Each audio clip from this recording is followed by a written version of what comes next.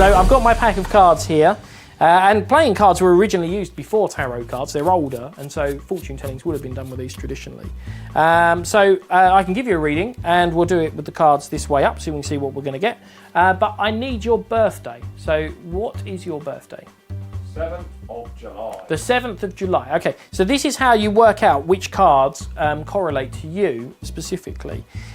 We do one card for each number and one card for each month. So the 7th, you go 1, 2, 3, 4, 5, 6, 7, which weirdly takes you to the 7 of diamonds. That's a bit of synchronicity right there.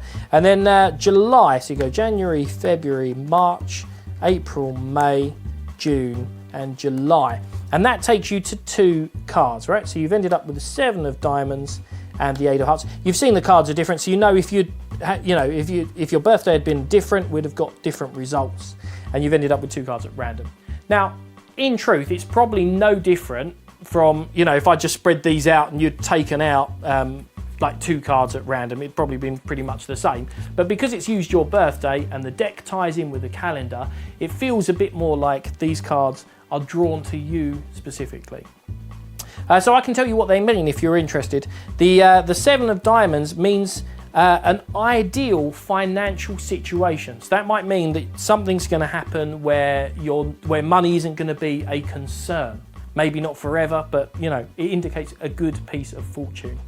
And the 8 of hearts represents a new opportunity for a close friend or relative that's going to involve you in some way. So it might be reconnecting with a really old friend, or connecting with a family member that you haven't always seen eye to eye with before. So does any of that make sense or resonate with you? No. Well, you might find you give it a bit of time, who knows what will happen.